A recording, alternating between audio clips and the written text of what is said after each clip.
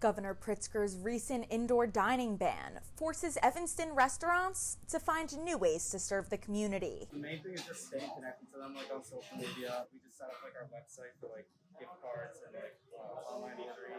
Lopez takes customer engagement to the next level by creating an app and partnering with other local restaurants to provide giveaways on online orders. So if you connect a bank account or a credit card, like we can see like transactions with a partnered restaurant, and that'll give you points for the giveaway. Lopez is working hard to increase sales, but he thinks his efforts cannot match previous indoor dining revenue. Usually when you're sitting at home and you're thinking of getting takeout, you're thinking like tacos or like Chinese or pizza, and yeah, not tacos. The Illinois Restaurant Association states restaurants are among the most highly regulated for sanitation, making them safer than other businesses Pritzker's allowing to operate.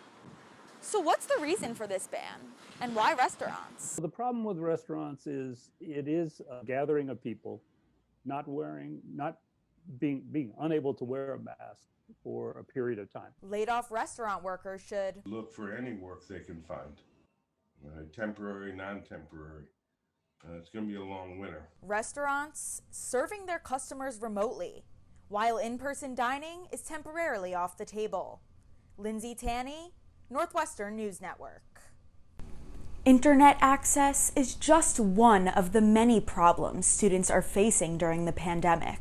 Students from lower income backgrounds whose parents were getting laid off and were facing homelessness and facing food insecurity were trying to figure out how to get by this summer. Interim Dean of Students Mona Dugo hopes enrollment in fall classes offers some stability. 62% of the students at Northwestern are on financial aid. Professor Judy Frank says equal access to technology is not a university issue, but a societal one. And this idea that we have social structures that prohibit some communities from equal access to broadband technology, that as a society, I feel like we need to address. The disconnect within the NU community is felt from all around the world.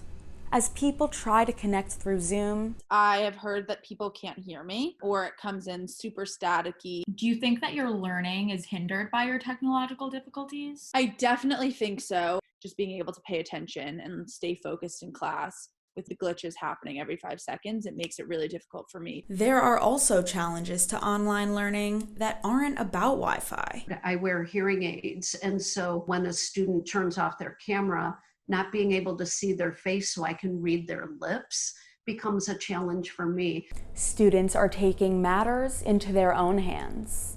Senior Bin Pandey created a Google form, allowing students to express their needs and problems with remote learning environments. We realize that there's some problems, and hopefully we can do something about it. We could write something to the school to help professors know about how students are feeling.